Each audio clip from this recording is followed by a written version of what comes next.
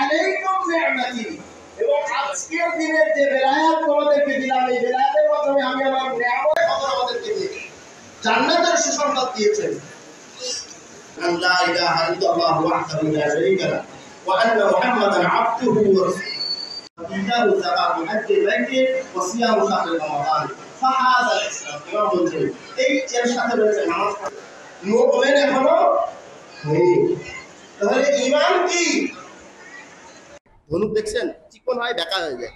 যদি রোজা রাখতে রাখতে ধনুকের মতো বেঁকা যায়, উম্মত সমস্ত মুসলমান যদি, যারাই আল্লাহ রাসূলের রিসালাতের সাক্ষী দেয়, সবাই যদি আলী লাউ আন্না উম্মতি সামু হাত্তা ইয়াকুনু কাল হানায়া, অন্য কাউকে রেখেছে সে মুশরিক হয়ে গেছে।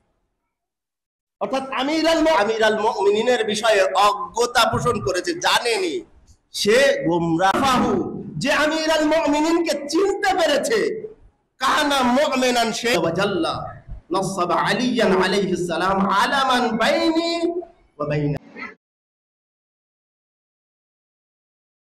ঈদে মুবাহালাটা হচ্ছে পয়গম্বর ইসলাম হযরত মুহাম্মদ মুস্তাফা সাল্লাল্লাহু আলাইহি সাল্লাম। আমরা দেখেছি যে নাজারানের খ্রিস্টানদের সাথে যে একটি বিষয় নিয়ে তার মুহাজারা হয়েছিল, এবং সেই নাজারানের পাদ্রীরা ইসলাম কবুল করতে চায়নি এবং ইসলামের প্রতি আগ্রহ প্রকাশ করেনি, বরং রাসূল পাক সাল্লাল্লাহু আলাইহি সাল্লামের জ্ঞানকে পরখ করার জন্য তারা আসেন এবং তাদের যে ইনজিল, তাদের সেই কিতাবাদি, সেগুলো নিয়ে রাসূল পাক সাল্লাল্লাহু আলাইহি সাল্লামের সাথে মুহাজারা করেন, কথাবার্তা বলেন, এবং একটি পর্যায়ে কোনোভাবেই তারা মানে রাসূল পাক সাল্লাল্লাহু আলাইহি সাল্লামের যুক্তি বা আল্লাহর আইন মানতে রাজি না।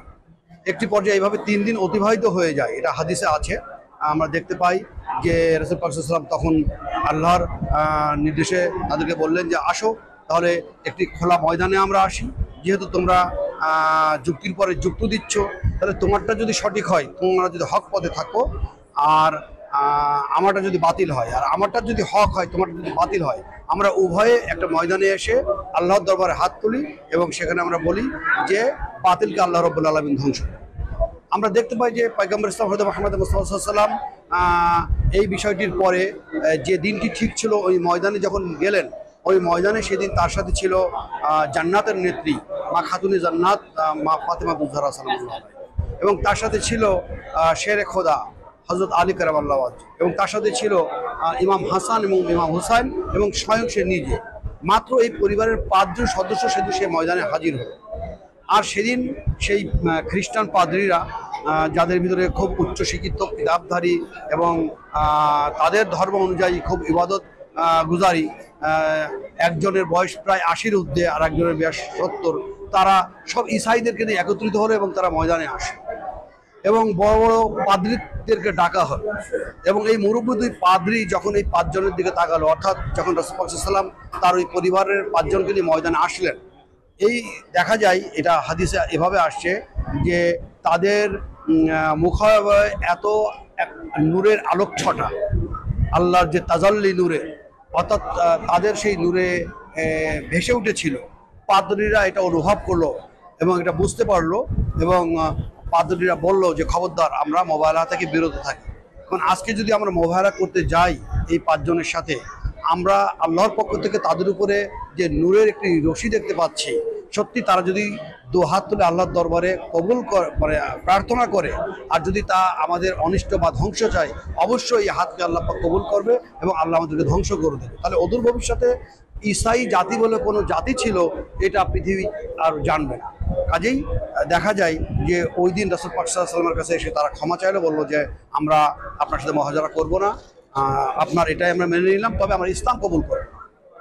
আপনি জিতে গেছেন। অর্থাৎ এটা ছিল একটি বিজয়, ইসলামের একটি বিজয়। আর এটা আমাদের মুসলমান, আমরা মুসলিম জাতি, আমাদের জন্য ছিল একটি খুশির দিন, ঈদের দিন। অর্থাৎ সেই দিনকে স্মরণ করেই কিন্তু আমরা এই ঈদে মুবাহালা, যেটা এর একটা আয়াত আছে কোরআনে, অর্থাৎ এটা আয়াতে মুবাহালা হিসাবে পেশ করা হয়। এই মুবাহালার ঘটনা কোরআনের আয়াতেও এসেছে। অর্থাৎ সেই দিনকে স্মরণ করে আমরা এই দিবসটি পালন করি।